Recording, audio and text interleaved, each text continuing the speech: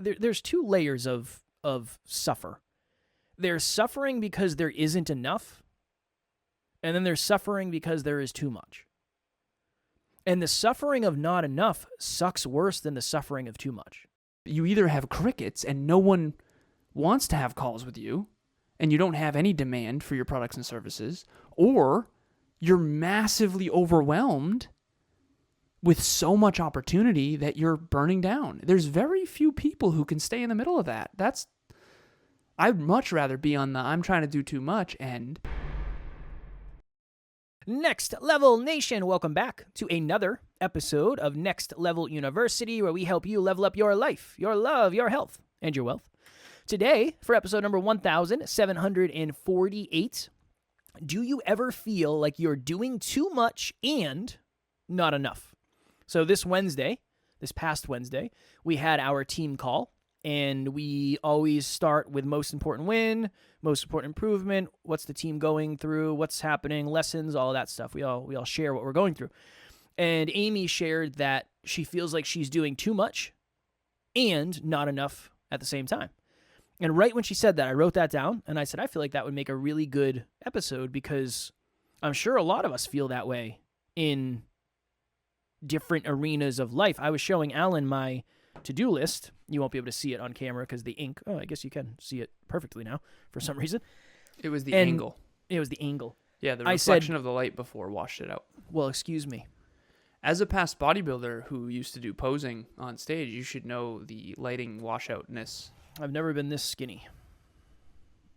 That's fair. Unfortunately. He's referring to this skinny as the Notebook. By Notebook, yeah. Yeah, no, I've been skinnier than I am today. I can tell you that for certain. Hey, same. That is a fact. But the reason I bring that up is because I feel similar. I feel like I'm doing too much in some things and not enough in other things. And after Amy said that, I said, I wonder if it's as simple as you feel like you're doing 10 out of 10. You feel like you're doing 14 out of 10 in one arena, and you feel like you're doing 0 out of 10 in another arena. And maybe all it is taking some of the time from one arena and bringing it into the other, or one bucket into the other. Or, this is my thought currently, maybe it's just supposed to be that way right now. What's a good example of this? Or maybe you're doing like a 7 out of 10 in a bunch of areas. But you don't feel like you're doing any one really well. That's how I feel right now. Yeah, I can resonate with that. I think of a catering job. The first, I don't know, let's say it's an 8-hour day. I'm sure the first 4 hours is probably making the food. And you're not serving anything to anyone in the first 4 hours. Then the food goes out for like an hour probably. And then the last 3 hours is cleanup. In the first 4 hours, you probably wouldn't, if you were thinking of like how many people did we serve, you're not going to serve anybody. In the second piece of this, like in the time where people are eating, that's all that's happening. So maybe you're thinking about how challenging cleanup is going to be. Maybe not the best analogy, but one that kind of speaks to what we're talking about. You ever been a caterer? I've never been a caterer, but we went to a wedding recently and there was a buffet. That's where I was thinking of it. It's like most of the time you don't see them and they're setting up. Then you just go through the line once or twice or 3 times, depending on how hungry you are. And then the food, it's just gone, disappears. Interesting. That happened at Next Level Live.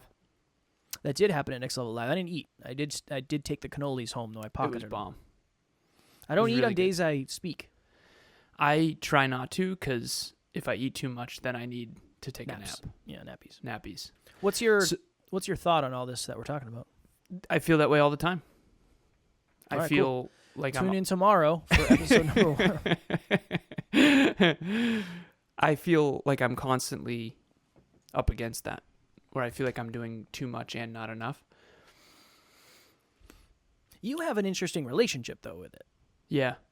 I was trying to think about this recently. What is your relationship with achievement? I think that could be somewhere that's relevant to this. Because if you have a very positive relationship with achievement, and if you're achieving in alignment with your passion, your purpose, and your profit, because I think a lot of us want to believe that waking up on a beach and enjoying ourselves is the life. And while I think it is, so for example, Amelia and I went to South Carolina probably a month or two ago, and there was this beach that reminded me of Jurassic Park. It was gorgeous, and it was a private beach. It was unbelievable. I wish I could show some videos. It was nothing short of magnificent. And we were there for a couple hours. I got super burnt, but we went swimming, and it was fun. And I remember I really enjoyed it. I did. I really, really, really, really enjoyed it. But I remember thinking to myself afterwards, I wouldn't want to do that every day for a month. It would get old. It wouldn't be as meaningful. And so I think all of us need to figure out what is too much, what is not enough for each of us. And it depends on your goals. It depends on your relationship with achievement. And I was on a podcast earlier today. It was the first day of a 14-day challenge. And I said, no pressure, because things that start well end well. So let's rock and roll. Let's be the Mario Kart booster that your listeners need. And I remember I started with self-belief. But after I got off the interview, I was thinking about you and I podcasting, and I was overwhelmed because I woke up this morning and I saw my day, and it's from 10 a.m. to 7 p.m. back-to-backs the entire day. And I remember thinking to myself, all right, this is going to be really challenging. It's also exactly what I wanted. I mean, years ago, this is exactly, I wanted demand. I wanted podcasting, speaking, training, coaching.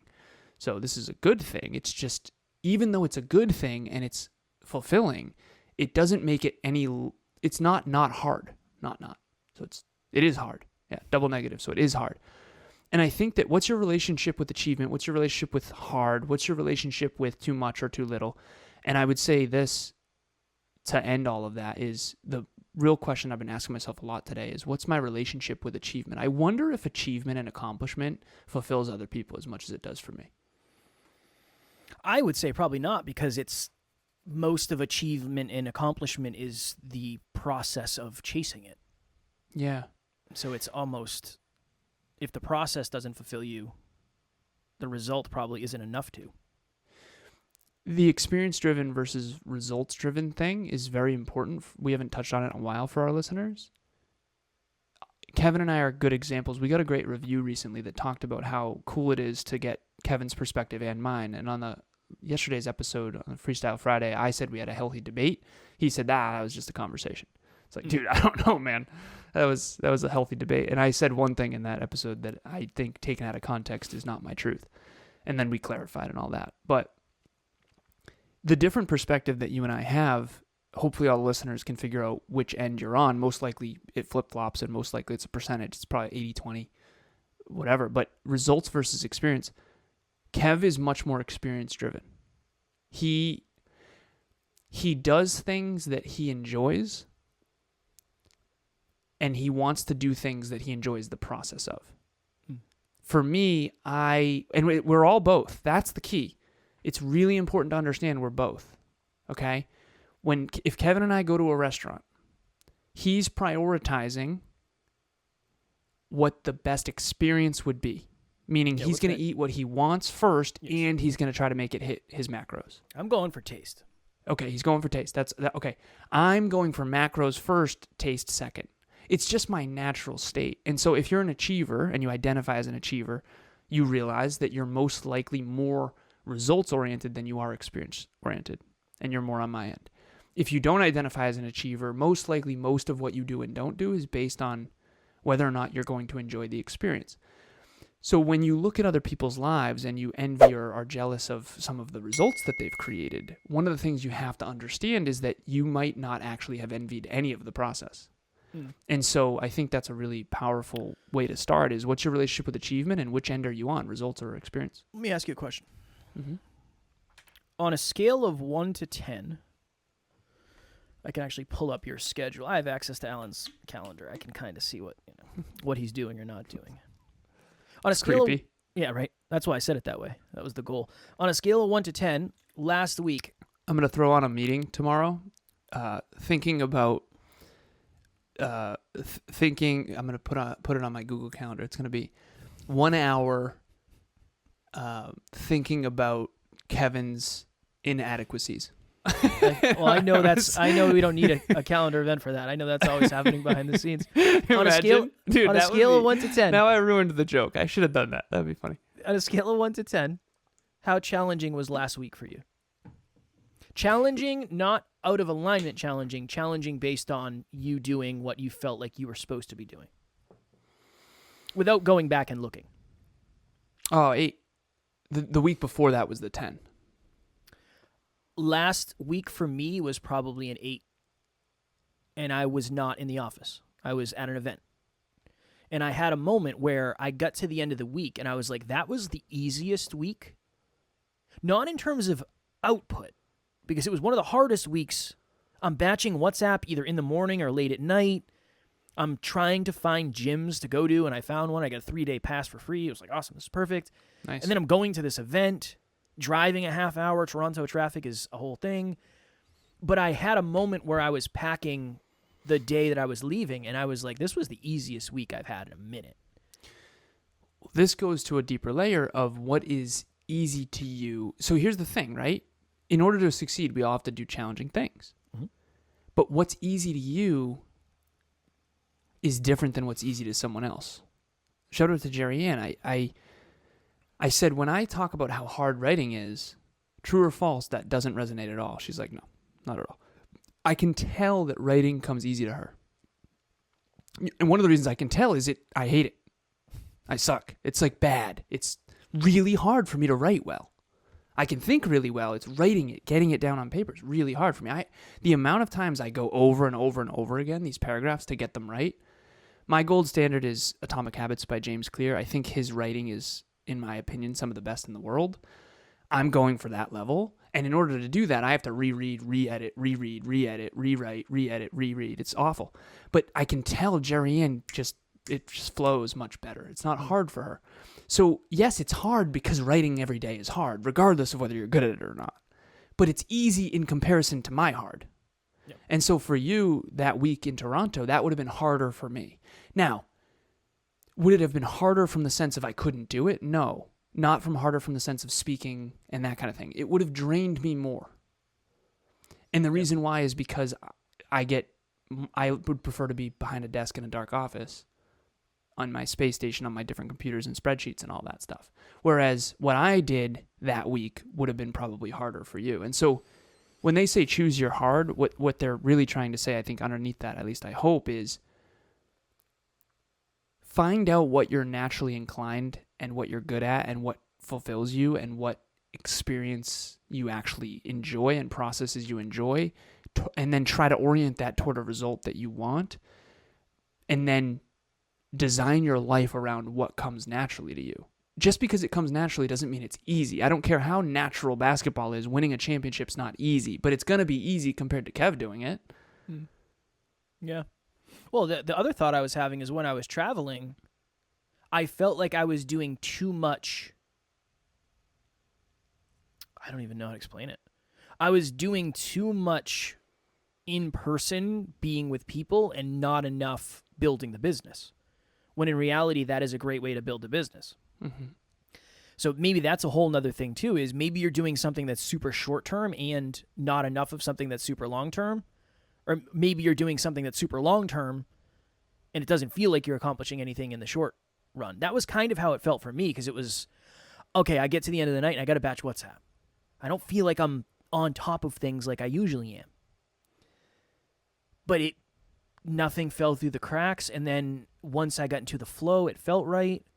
I actually had, this was interesting for me, I actually had nostalgia from the old days of traveling. Not bad nostalgia. Because I wasn't in a crappy hotel, I was in a nice Airbnb. So that was cool. And the gym I went to was really nice. Lifetime. LA Fitness. It was a really nice gym. So that was cool. So it reminded me of the old days, and I think that's one of the reasons it made it a little bit easier. Was I had this realization recently. One of the reasons I like Saturday and Sunday so much, Alan does a bunch of calls on Saturday. We're going to do our chief officers meetings every other Saturday, so I'll be doing that. But I don't do calls on Saturday. The reason is not because I don't want to work. The reason is because I like doing back office work on Saturday, and I don't want to work. But it's mostly the fact that I'm doing back office. I love it. I love it. It's mostly the first one. It's mostly the first one. Sunday is a day where nothing is on my calendar. I mean, we do stuff around the house and we do that. Mm-hmm. But I think one of the reasons is because I don't wake up with a ton of situational moment-to-moment pressure. Like you said, when you wake up, I get up at 6 today. And again, this is good. It's privilege pressure. I get up at 6 and I worked for an hour. I did my little mobility. I took my pre-workout. I went to the gym at 7:30. Cool. Back here, showered. And then it's like, okay, minute to minute. I'm on this podcast from 10 to 11. And then from 11 to 12, I have something. And then from 12:30 to 1:30 and 1:30 to 2 and then 2 to 3 and then 3 to 4. Every minute is measured. On Sunday, my minutes are not measured at all, which I think Can we I talk need. about, I don't know what time. Okay, we're good. We're only at 16 minutes. Holy crap. Time flies when you're having fun. It is 12:07. Can we talk a little bit about, sorry to interrupt you. No, you're good. Now I know we have time. Can we talk a little bit about, when I first had a coach early on in my entrepreneurial journey, I saw her calendar and I freaked. It's like, I don't want to live like that. I want to be able to go to the gym. And now my life looks like hers. But it's very obvious to me now that to achieve the results we want, this is what it requires. It's just very clear. Now, could we do it differently? Are there other ways? Can we go with the flow more? Maybe. Honestly, I don't think so. Not for the results we want. And of course, if I thought so, I'd switch. Yeah, makes sense. I think what we're doing right now is optimal, and in a year from now, I'll realize it wasn't. But it's certainly not gonna be one of those, let's do less, more, let's do less, and try to live more. I really, really, really find that to be, I'm reading a book right now called 10X is Better Than 2X, and it's a powerful book, but I told Kev right before this, I said, that's a dangerous book for anyone who doesn't like to work. For someone who loves to work, it's a really powerful book because you're just going to double down on the work that matters most. Mm. And I was going through this with a client yesterday. His name's Cole, and he is trying to get to world-class levels. And we went through the 4 Ds of time and how much R&R is the right amount of R&R. I said, depends on you, but I have these principles, blah, blah, blah. So, Kev, when people hear about our schedules, they must think that sounds awful. And the truth is, there's some truth to it. Some of it is awful. Sometimes it sucks. It really, really sucks. But we also couldn't have gotten here without that level of effort and time invested. It's like you can't become wealthy without investing a lot. You still have to invest a lot. You have to sacrifice. That's something we talk about. You can't not do that. Next Level Nation, what is happening? If you've thought to yourself, I want to try coaching, but you don't really know where to start, group coaching would be a wonderful place for you. That's really why we created it in the first place. We start a new round every 90 days. So if you're hearing this, go to the website, nextleveluniverse.com, and we have the landing page where you can actually hold your spot right now. Even if there's a group going on right now, you can still lock your spot for the next one. The biggest thing that we've seen is as we get closer and closer to the date, unfortunately, some people end up missing. The group fills up and they can't do it, and then they end up regretting that. So please head over to the website. The link will be in the show notes, and we would love to see you there. How would you explain it? Let's say Kevin, 7 years ago, pre-podcast, saw your schedule. Number one, what would he think? And then number two, what would this Kevin tell him about why that's not only necessary, but actually a good thing? I think Kevin would think that Kevin must be miserable doing what he's doing on the day-to-day. Most likely. Like, how could you possibly enjoy that? How could you enjoy being back-to-back all day on calls? That's probably what Kevin would think. And then transparently, Kevin also would probably think that Kevin today is more successful. When you're doing like 40 calls a week, you must be like millions and millions and millions of dollars. You must be balling. Probably. That's probably what I would have thought. And that's not true. What was the second question? Why would you have thought that? I don't know. I mean, if you see me looking over at the camera, it's because I have the calendar up. I'm not looking away from Alan. When you look at it, it would make sense. It's like, yeah, this is what I would imagine the calendar of a super successful person to look like.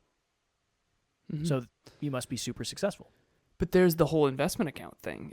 That's like taking $1,000 a month, putting it in an investment account, and then expecting to be a millionaire. Well, but I didn't have that awareness. Yeah. These are just investments, really. That's the interesting thing now is, a lot of super successful people, what their calendar looks like doesn't look like this. Yeah, but it did in their 30s. Yeah, but it doesn't did in their anymore. late 20s. Yeah. It's almost I think that's the challenging thing is you saw this coach's calendar when they were in the absolute grind. Imagine somebody else seeing that calendar when they're on the downturn of just running momentum. It's like, how many calls a day do you have? Well, I try not to take more than 2 a day. Saturday and Sunday are completely off. Mondays for me. And again, I'm not saying that's wrong. If that's the way you want to do life. No, it's not wrong. It's just a different time. But imagine if you saw that and then that was the way you set up your life. It's like, well, my mentor only does maximum of 2 calls a day. It's like, yeah, but that's now. What were they doing 10 years ago? It's so hard to take advice because I asked Evan Carmichael this, and he said, when I give advice, I try to put myself in your skin. If I was in your skin. Because it depends on where you are, not where I am. Advice you give someone. Didn't he do 3 videos on YouTube a day, every day for like 10 years or something crazy? Something. He has almost 8,000. Almost 8,000 videos. I think it's either 6,800 or 7,800. One of the two. I have it written down. But he has multiple channels too, so it's... Yeah. But that's the thing. If you saw him now, and again, he still grinds, so I'm not... Yeah. But you see him playing video games and being on social media all the time. That... It's very dangerous. It's very dangerous. It's a landmine for anyone who's new. Seriously. A landmine. A minefield of landmines. So what would you tell Kev? I told Kev. What was the second question? No. The first question was, what would Kevin think? Yeah. And then the second question was, what would this Kevin tell that Kevin? Oh, okay. Which, to my awareness, you have not answered. No, I haven't answered that part yet. What would this Kevin tell that Kevin? It is going to suck. It is going to suck, but not in the way you think. I think there's two levels of... There's 2 layers of suffer. There's suffering because there isn't enough, and then there's suffering because there is too much. And the suffering of not enough sucks worse than the suffering of too much. That was so good. That's what, Dude, I'm a professional speaker. When I go on podcasts, they say, how are you? And I say, I can't say good because that's not authentic. I would say I have back-to-backs all day. I'm here. I appreciate it. And I say I'm overwhelmed. This is literally my words. I'm overwhelmed as hell, but I'm grateful for it because I remember the beginning when it was crickets. 100%. And that's the truth. I would rather have... You and I talked earlier off air about our current business circumstances being a lot of pressure. Yes. But it's much better than no one wanting to be on your calendar.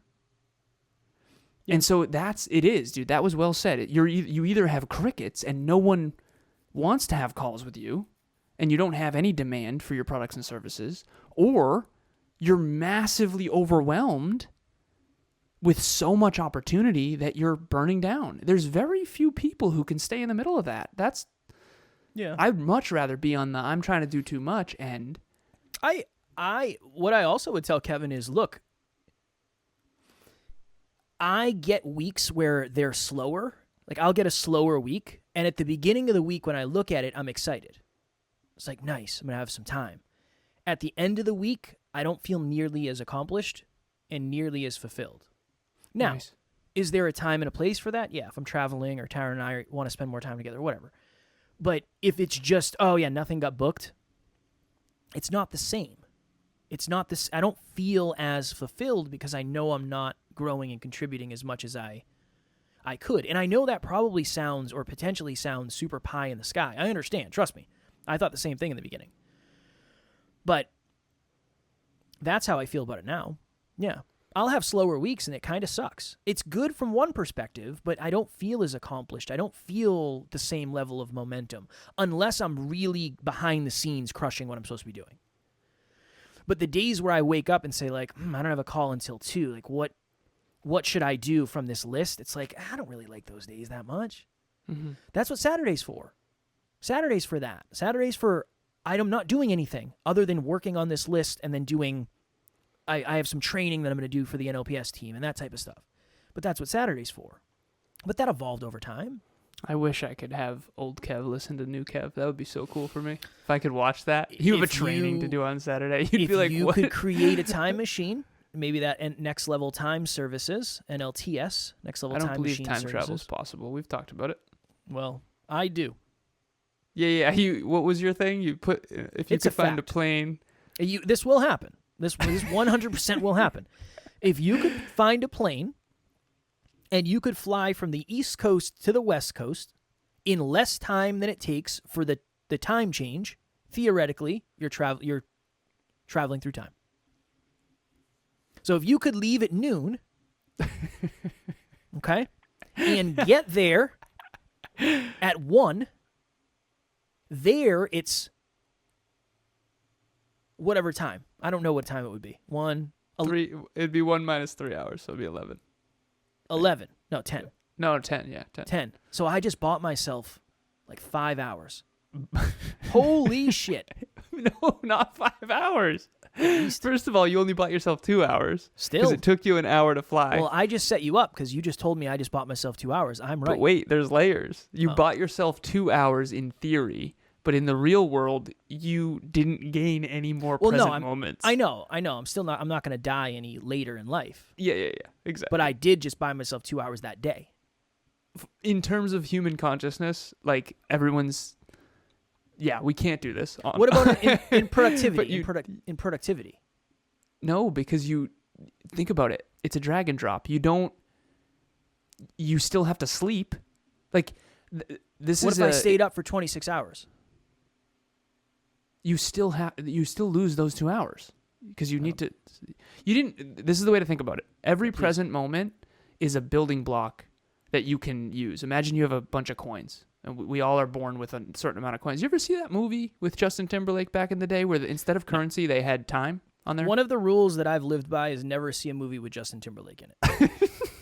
And it served me. Okay. No, I'm just kidding. No, I know. Okay, so it's a really cool concept. Nickelback has a video called Saving Me that has the same thing, I think. Oh, it has the number of minutes you have left. Got it. Okay, so essentially in this movie, really cool concept, we'll get off in a second, is they have on their arm the amount of time left to live. And instead of money, they use that as currency. Oh. It's a fascinating concept. Well, you wouldn't have gained any more on your arm. You just think you did, if that makes sense. Would I lose it slower? No.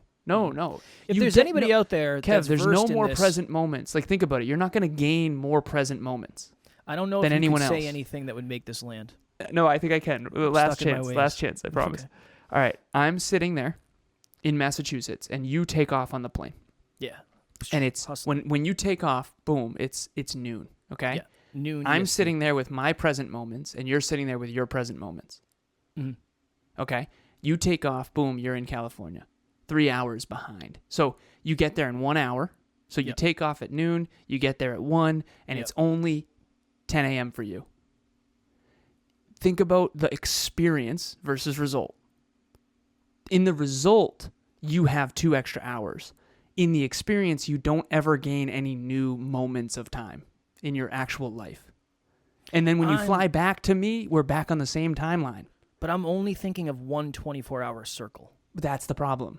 Life is an infinite game within finite games within an infinite game. You're thinking finite. Yeah, but in finite land, am I correct?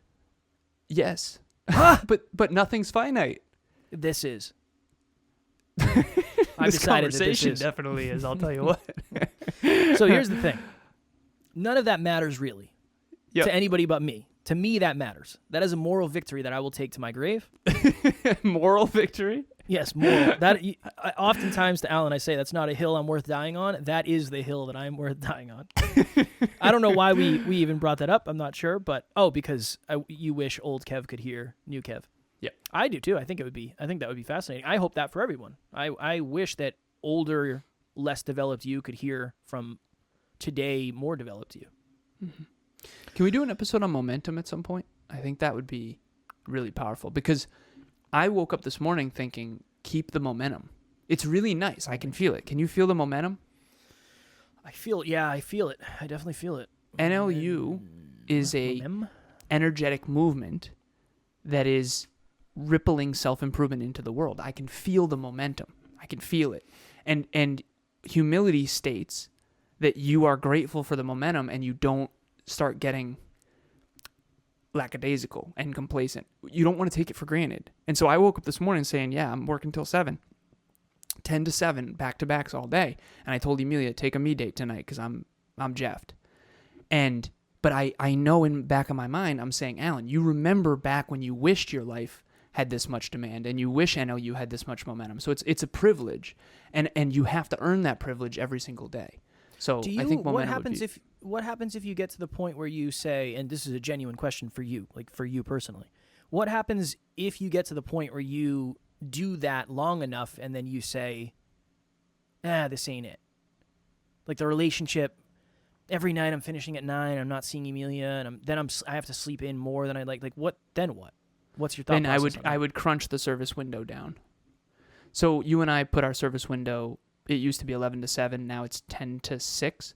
This was booked before, prior to that shift. So I wouldn't do this back to back. So I'm trying to maximize, but I'm also trying to optimize for the amount of output that is sustainable, because eventually the quantity takes a hit on quality. Right. Not only quality of your work and your services and your contribution, but also quality of life. And so I think that's different for everybody, and we all evolve. So that's whole nother concept. Yeah, I appreciate that answer. I appreciate the question, man. Of course. I think it's important to touch on that, because that's the thing is, if I did 7 weeks in a row, like the one I have, would I think differently than I do right now? Maybe. Maybe it would be, I don't know. It depends. I feel like the regiment is nice. I get up. I've hit the gym every day this week. Nice. It's flowing really nicely. Things are evolving nicely. I'm overwhelmed, but a lot of the overwhelm I'm feeling is not stuck overwhelm. It's yeah. Right? It's progress. This thing, if I move this a little bit, I'm so overwhelmed that I have to do this in order to do this. But if I do this, then that will save me time in the long run. So let me focus on that. So maybe that's another reason. Yeah. Quickly. How you feel about yourself when you're by yourself? One of my clients, that's her main goal. Every client, we have a specific sort of mission statement that is my one sentence of what you want me to help you accomplish. And hers is, help me. I want to feel good about myself when I'm by myself. The point that I'm making with that, to connect it to this episode, is you feel good about yourself when you're by yourself, because you know that you're growing and contributing and you're doing all you can with all you have within reason, at least more than you ever have. Yeah. And I think that that's ultimately what human beings want. I think underneath it all, we want to grow and contribute in a meaningful way. And there's the interesting analogy of, well, how tall will the tree grow? And it's as tall as it can. Human beings are the only creature, really, that doesn't do all it can with all it has. And I think that it's unfulfilling when we do that. And so you're more fulfilled than you ever used to be, for sure. by far, even though before you were more short-term pleasure and maybe more quote-unquote happy. But that was only when you were with people. When you were alone, by yourself, feeling bad about yourself, that it was a different game. And so if Kev seems super overwhelmed, it's true. But when he's by himself, he feels good about himself because he's doing all he can with all he has in alignment with Kev. And I think that that's ultimately what we all want in life. And so that's a constant redesign. I think another good episode would be juggling earning it and self-worth. Because I was going to say, I like earning it, but I also understand that for other people, you can overdo that depending on where your self-worth is. So let me mark that down, because I think that would be a really cool episode. Earning it and self-worth. Because what I was going to say is I love earning it, but I also feel like my self-worth is in a place where I'm not saying if I want to feel good about myself, I have to earn it. And if I am saying that, it's in the right amount. Yeah. That's going to be an interesting episode for sure. Definitely. Yeah, I can't even touch on it briefly because that's a If anybody wants to take the 3-hour plane the 1-hour plane from the East Coast to the West Coast, you let me know. I will be working on it this weekend. I hope to have it done by this time next century. If you and I were on the phone that entire time while on the plane, and then when you landed, we were on the phone, and then you took a plane back and we were still on the phone, there would be no extra time. Well, you got to go to bed at some point. I don't. I got the 2 extra hours. No, you still have to go to bed, son. Not me. You know me. I have to go to bed. I can stay up 30 hours. That doesn't. You could do that anyway without the plane. I know, but then it's 32 hours. I got you. Next Level Nation, we got to hop because we both have calls. Yeah. Next Level Nation, our private Facebook group is on fire. Shout out to all of you who are engaging in there. We appreciate it so very much. Thank you to everybody who has been subscribing and leaving reviews. Please continue to do so if you feel so, what's the word I'm looking for? Encouraged? Inclined. I like encouraged. If you feel so encouraged, because again, if we help more people, everything gets better. We get better, and then we can help more people, and then you can help us help more people, and then you're actually helping people too, and more people as well. Nice. You have something quickly. You have 1 minute. Next Level Monthly Meetup, number 31. 3 ways to thrive in relationships. Nice. Not just your intimate relationship, but all relationships. The top 3 ways to thrive in relationships. July 4th, this is going to be a test. Yeah, this is a risky thing we're doing here. It's a risky thing we're doing here. We're going to see the data. We want to see. We did a poll in Next Level Nation and asked if people would be willing to attend a monthly meetup on the 4th of July, particularly the people in the U.S., because I know the global people don't really care. It's not a holiday. We're going to see how it goes. So, July 4th, 2024, 5 p.m. Eastern Standard Time, the 3 ways to thrive in relationships. Kevin also has a speech earlier that day, so we're going to come ready to rock, totally free. The link to register will be in the show notes. As always, we love you. We appreciate you. We are grateful for each and every one of you. And at NLU, we do not have fans. We have family. We will talk to you all tomorrow. Talk to you soon.